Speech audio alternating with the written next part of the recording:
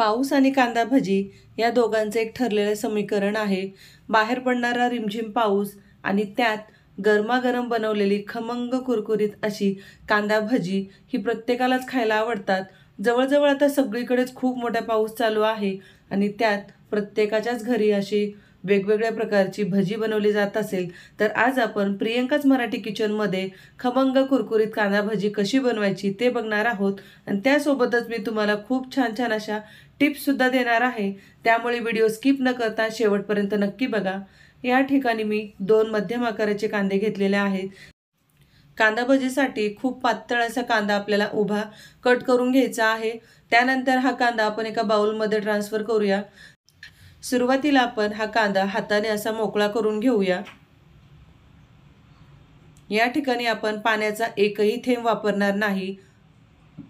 पाणी न घालता ही कांदा भजी खमंग कुरकुरीत कशी बनवायची ते सुद्धा मी सांगणार आहे. कांदा आपण हाताने मोकळा केल्यानंतर त्याला थोडंफार पाणी सुटलेलं आहे.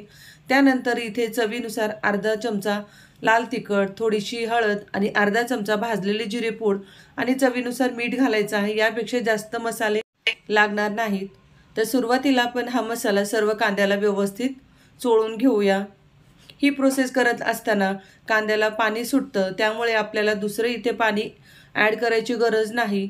पाणी न घालता सुद्धा ही कांदा भजी खूप अशी छान होतात, कुरकुरीत होतात आणि आतून सुद्धा छान अशी ती तळली जातात. यानंतर आपण यामध्ये 4 ते 5 लसूण पाकळ्या ओबडधोबड ठेचून ॲड केलेल्या आहेत. त्यामुळे कांदा भजीला खूप छान अशी चव येते. तुम्ही जर लसूण घालत नसाल तर एकदा ही प्रोसेस करून बघा. त्यामुळे कांदा भजी खूप चविष्ट होतात. यानंतर इथे मी बेसन पीठ घेतलेलं आहे. आपल्याला यामध्ये जितकं पीठ बसतं तितकंच पीठ घालायचं आहे. खूप जास्त पीठ वापरायची गरज नाही. इथे सुरुवातीला मी 2 चमचे बेसन पीठ, त्याचबरोबर 2 चमचे कॉर्नफ्लोअर घेतलेला आहे. तुमच्याकडे जर कॉर्नफ्लोअर नसेल तर त्याऐवजी तुम्ही 1 चमचा तांदळाचं पीठ घेऊ शकता.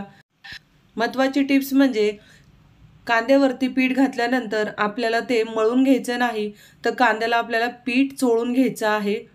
कारण याला आपण जास्त मळून घेतलं तर कांद्याला पाणी सुटत जातं आणि त्यामुळे यामध्ये आपल्याला जास्त पीठ घालावं लागतं आणि पीठ जास्त झाल्यानंतर भजी ही कुरकुरीत होत नाहीत आणि पीठ जास्त झाल्यामुळे भजी तळल्यानंतर आतलं जे पीठ आहे ते व्यवस्थित तळलं जात नाही आणि भजीसुद्धा कुरकुरीत होत नाहीत.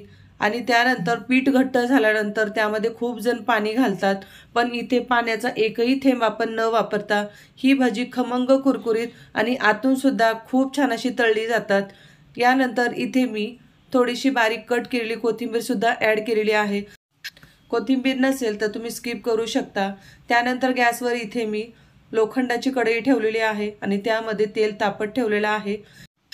या ठिकाणी तेल गरम झाल्यानंतर गॅसची फ्लेम आपल्याला मीडियम करायची आहे. त्यामुळे कांदा भजींना एकसारखा खूप छान असा रंग येतो. त्यामुळे मीडियम फ्लेमवरती आपल्याला ही कांदा भजी तेलामध्ये छान अशी तळून घ्यायची आहेत. खूप जण कांदा भजी करत असताना यामध्ये खाण्याचा जो सोडा असतो, त्याला मिठा सोडासुद्धा म्हणतात, तो सुद्धा यामध्ये ॲड करतात. पण आज आपण यामध्ये मिठा सोडा किंवा खाण्याचा सोडासुद्धा वापरलेला नाही. तरीसुद्धा ही कांदा भजी आतून खूप पोकळ अशी आणि खूप छान अशी तळली जातात.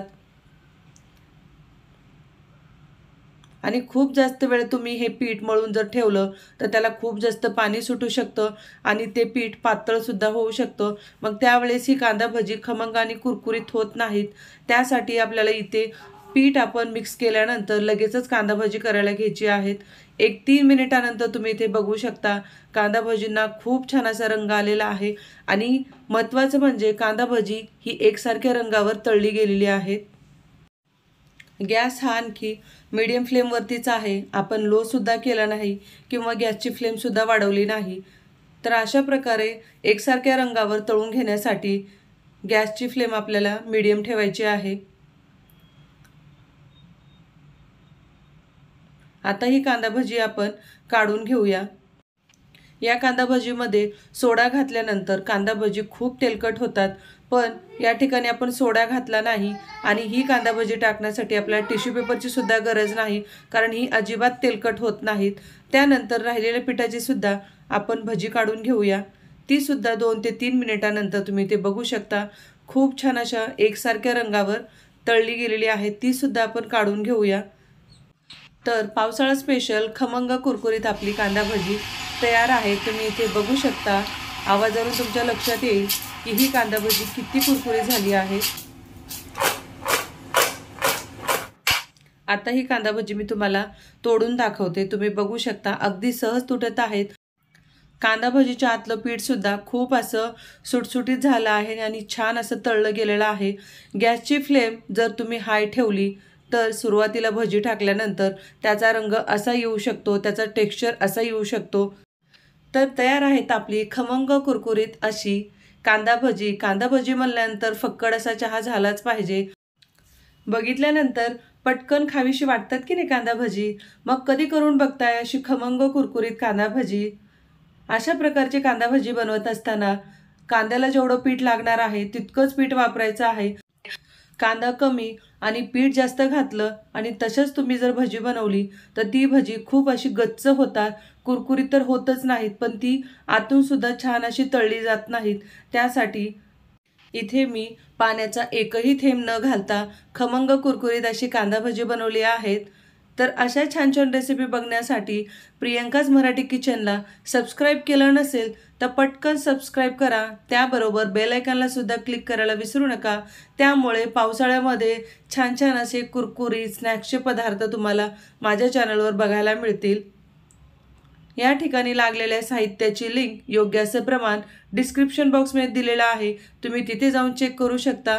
परत भेटूया अशाच एका छान रेसिपीसोबत। धन्यवाद।